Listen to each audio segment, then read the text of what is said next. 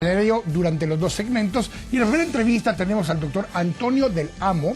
Él es experto internacional en temas de criminalística, criminología y medicina forense, y vamos a conversar con él un poco acerca de esos temas y de la importancia que están tomando poco a poco, no solo en otros países, sino aquí en Guatemala. Y vamos a iniciar justamente con esto. Buenas noches, Antonio, bienvenido. Muchas gracias por estar acá. Buenas noches, gracias. Vamos a hablar un poco acerca de este tema, Antonio, porque recientemente la Universidad de San Carlos firmó un convenio con los sistemas de seguridad del país para implementar carreras de criminalística, de criminología y medicina forense. Otras dos universidades privadas anteriormente tenían ya algunos programas de este tipo, y ahora la UNIS, la Universidad del Istmo, está también iniciando unas especializaciones en esta temática. Hablemos un poco de qué es la criminalística, la criminología y la medicina forense para que nuestros televidentes lo puedan entender un poco mejor. Bueno, pues lo primero habría que entender lo que es la criminalística, efectivamente, y lo que supone la criminalística. La criminalística lo que va a aportar, en palabras sencillas, es aportar las pruebas técnicas, las pruebas científicas que vamos a poder, en un hecho delictivo, para dar la convicción al juez de una autoría o una exculpación de una persona inocente. Es decir, va a poder aportar los medios técnicos, científicos, para demostrar cómo una persona ha podido participar en un hecho delictivo. Es decir, es pues yo creo que una labor técnica muy especializada, cada vez más especializada, y que efectivamente pues necesita de unos conocimientos, pues en muchos casos profundos. Originalmente muchas de estas, bueno, lo que es la medicina forense la llevaban a cabo médicos que habían hecho alguna carrera general en medicina. Los criminólogos y criminalistas eran también abogados y notarios, probablemente, que habían estudiado ciencias jurídicas y sociales en una universidad y no tenían una especialización puntual. ¿Desde hace cuánto tiempo en España, por ejemplo, se ha venido trabajando ya en esta especialización? Sí, nosotros llevamos ya, pues la verdad es que ya bastante tiempo, llevamos muchos años, y efectivamente hemos visto cómo ha ido evolucionando una criminalística desde que yo empecé prácticamente, en la que las áreas de trabajo eran muy pequeñas, los medios técnicos también que se empleaban pues tampoco eran excesivamente sofisticados ni amplios, a una criminalística actual en la que prácticamente pues tocas áreas como acústica forense, áreas como ADN, áreas como química, que realmente cada vez te exigen pues unos conocimientos más concretos, más específicos, y además el estar al día en una serie de medios técnicos que evidentemente necesitan conocimiento y especialización y formación, claro. Hay algunos de estos temas que tienen que ver con los documentos en sí, tienen que ver con las pruebas en sí que se hayan recabado, tienen que ver incluso con el custodio de algunos de esos materiales.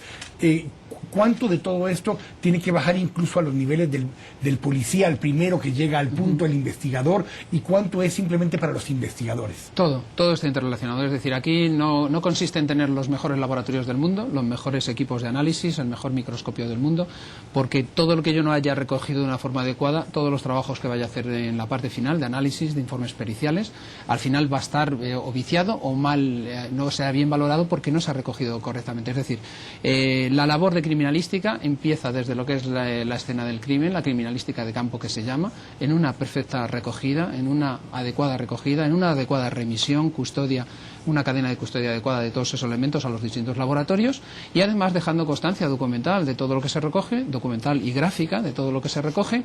Incluso añadiría una cosa más, es decir, la criminalística además tiene que estar basada en estas primeras actuaciones en una correcta adecuación de las unidades del primer interviniente, de las unidades de seguridad ciudadana o de policía de seguridad, que son las que primero acordonan mejor el lugar y llegan a ese lugar. Incluso a veces llegan no solo las personas de seguridad, sino que llegan las de emergencia, los bomberos, alguna unidad de rescate. Cuando ellos llegan deben estar preparados también en el manejo de una escena potencialmente de crimen. Desde el principio tiene que haber una coordinación y una preparación inicial de estas unidades, que realmente primero son de protección, acordonamiento y de no estropear nada, y a partir de ahí la criminalística de campo tiene que, pues además cada vez con más medios técnicos, trabajar ese escenario y ser capaz de recoger todas las evidencias capaces, que hoy por hoy pues son amplísimas las posibilidades que nos ofrece la tecnología, los medios y los equipos. Hablemos justamente un poco de la tecnología. Obviamente hay acceso a mucha más tecnología, pero hay cosas que son elementales, de simplemente una inspección ocular, el haber observado algo en el lugar, cosas que si no se hacen adecuadamente, si no se tiene una observancia completa, integral de la escena del crimen, podría quedarse algo allí en el lugar que nunca se pudo pasar por la tecnología que tenemos. Sí, efectivamente. O sea, hoy por hoy nosotros en delitos graves es inviable, además, cualquier tipo de investigación que no participe criminalística, unidades de criminalística de la escena del crimen.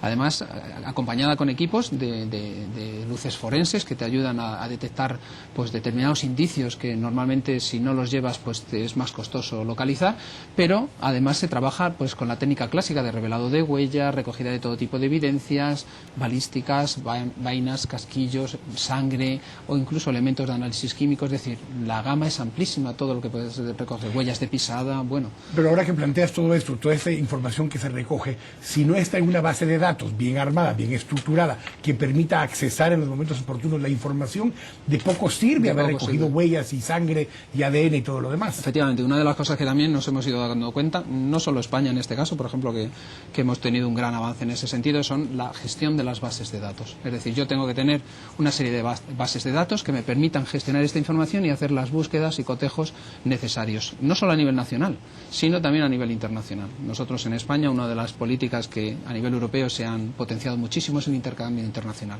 De tal manera que todos los países dentro de la órbita europea, de lo que llamamos principalmente el acuerdo de Prüm, nos intercambiamos una información diaria prácticamente a nivel de, por ejemplo, huellas dactilares, perfiles genéticos, matrículas de vehículos, de tal manera que podemos hacer búsquedas de unos países a otros de una forma rapidísima. En tiempos reales. En tiempos reales. De tal manera que me sale una persona que yo he detenido aquí y tengo su perfil genético, por ejemplo, y se lo mando a Francia y en Francia me puede esclarecer otro delito de una agresión sexual o cualquier otro delito, un homicidio, porque aparezcan sus huellas o su perfil genético allí en Francia y viceversa. La otra cosa que me llamó la atención viendo un poco de la información es el tema de la identificación de víctimas en desastres. Sí. Hablemos un poco de ese tema. Ahí también hemos avanzado mucho, tristemente un poco por nuestra experiencia, principalmente a partir del 11M, con los atentados del 11M nuestros.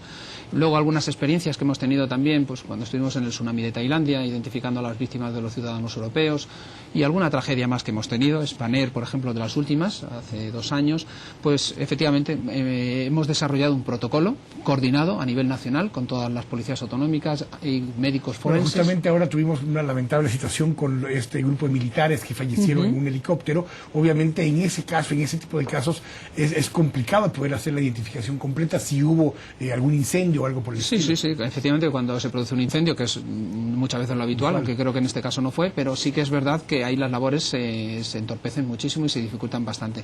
La metodología siempre se aplica con independencia de nosotros en el caso de que sean 2, 3 o 5 víctimas o sean 500, es decir, siempre tenemos una metodología de trabajo con unos protocolos de actuación y eso al final redunda en que las identificaciones se hacen primero de una forma científica y segundo de una forma eficaz y rápida. Tú has venido ahora para apoyar la introducción de una especialización en la Universidad del Istmo. Sí. Cuéntanos un poco acerca de esto. Pues nada, ahí estamos en una maestría que se está realizando y bueno, en concreto colaboramos desde España con la universidad pues para precisamente en las materias de criminalística, empezando pues, básicamente desde la criminalística de campo y abordamos todas las áreas que toca la criminalística, como puede ser la balística, documentoscopia, acústica forense, es decir, hacemos una especie de repaso de todas estas áreas en qué consisten e incluso la metodología de cómo se debe de trabajar, por dónde van las nuevas tecnologías también en estas áreas y además también nos metemos un poquito en lo que es inteligencia científica, en el intercambio de información y en cómo se debe abordar lo que hablábamos antes de las bases de datos y la necesidad de intercambiar información de unos países a otros y entre las distintas instituciones que participan en todo. Antonio, te agradezco muchísimo que hayas compartido con nosotros, el que estés acá, pero que además hayas venido a Guatemala y estés compartiendo también tus conocimientos. Muchas gracias por habernos acompañado hoy en a las 8:45. A ustedes les pido que no se vayan, vamos a ir al corte ahora, pero en la segunda entrevista estarán con nosotros 2 diputados de la bancada líder y vamos a compartir con ellos acerca de agenda legislativa, vamos a compartir acerca de las interpelaciones y cómo esos temas pueden afectar el desarrollo de la legislatura que está en este momento en vigencia. Vamos al corte, estamos acá en a las 8:45.